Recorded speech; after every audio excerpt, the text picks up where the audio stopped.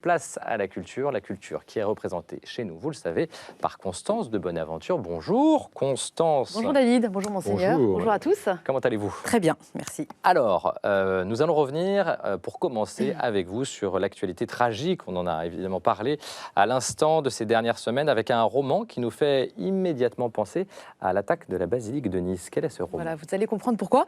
Alors ça s'appelle La Grande Épreuve, c'est écrit par Étienne de Montetti. Alors c'est un roman choral qui nous projette dans l'intimité de plusieurs personnages qui, vous allez le voir pourquoi, vont tous se rencontrer seulement à la fin du livre et ce de manière tragique. Tous habitent dans une petite ville plutôt paisible du sud-ouest de la France. Alors le personnage principal, c'est le père Georges Tellier, un curé de paroisse, de plus en plus seul dans son église, mais qui tient le coup. Il y a aussi un couple, Laure et François, et leur fils adoptif David, qui lui s'interroge beaucoup sur ses origines, et puis Hicham, un adolescent qui sort de prison, ou encore Frédéric, un policier. Alors au fil de l'histoire, au fil surtout de la radicalisation islamiste de David et Hicham, qu'on va suivre de très près dans ce roman, eh bien, le destin de tous ces protagonistes va basculer à l'issue d'une rencontre fatale qui va se produire dans l'église du père Georges Tellier. Alors vous l'aurez sans doute reconnu, ce roman s'inspire largement de l'assassinat du père Hamel à Saint-Étienne-de-Rouvray.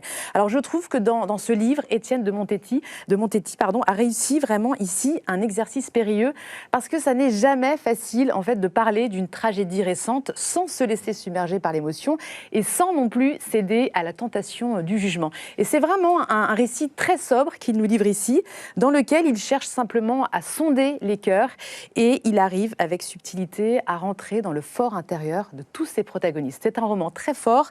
Je vous rappelle le titre, La Grande Épreuve de Étienne de Montetti, et c'est publié chez Stock.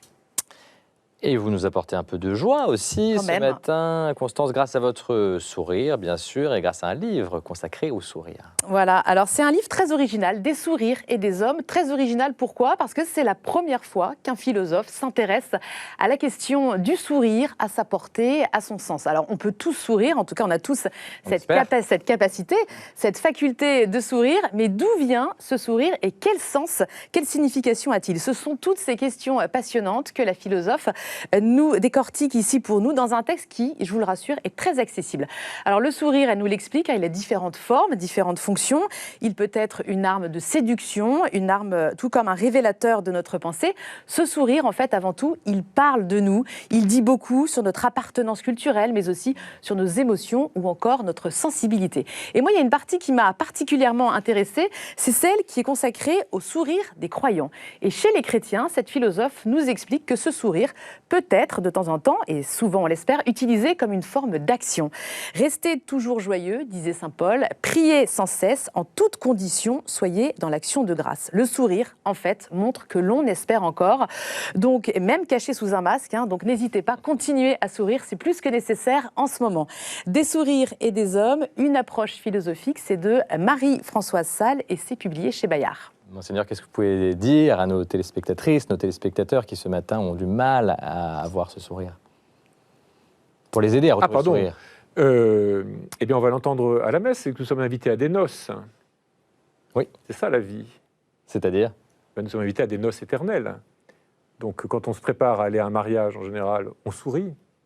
Voilà. Donc il faut qu'à travers tout ce que nous vivons de difficile, il ne faut pas perdre la perspective qui est que nous sommes invités à des noces éternelles.